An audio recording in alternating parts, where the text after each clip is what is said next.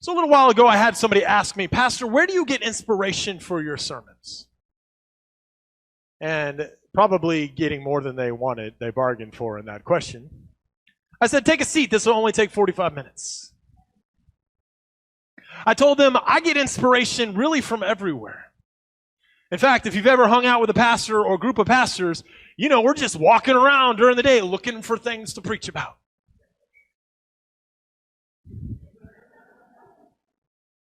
But I shouldn't be surprised, because my best inspiration comes when I'm sitting out there in the congregation during a sermon, or I'm sitting with a bunch of men who are probably smarter than me, and we are getting together in the Word and reading and discussing the Holy Scriptures. I should not be surprised that that is when spiritual inspiration tends to come. One night, Max asks, that was really hard in my preparation, I can't do it. One night, Max queries the group.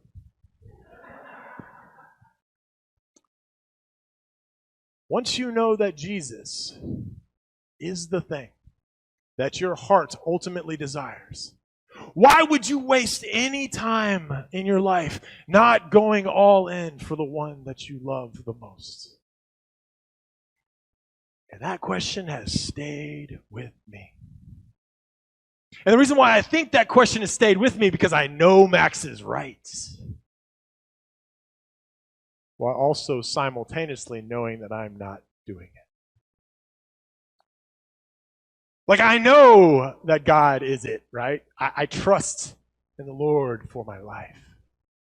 I've even come to the point where I'm 40 years old. I've had enough experience with this that I believe in my heart and my head that what God has for me is better than what I would hold back for myself.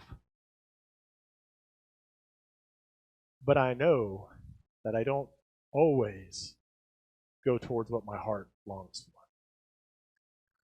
I take shortcuts, or I settle for bad, cheap imitations of the bridegroom. Sometimes I find myself eating the scraps on the floor rather than getting up and taking a seat at the banquet table of Christ, a seat that has already been prepared for me.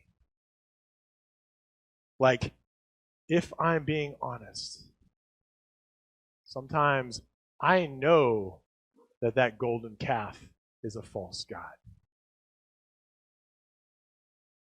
But it's easier sometimes. Sometimes it's more tangible, it's more accessible than God is. Rather than waiting for Moses to come back down with the law, I know this is comfortable. It's easier than trusting that God will be there when I need him most.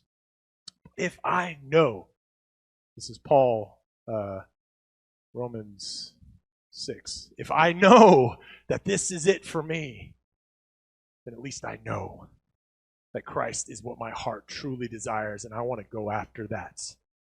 If I know that Max is right, then at least I want to go after that.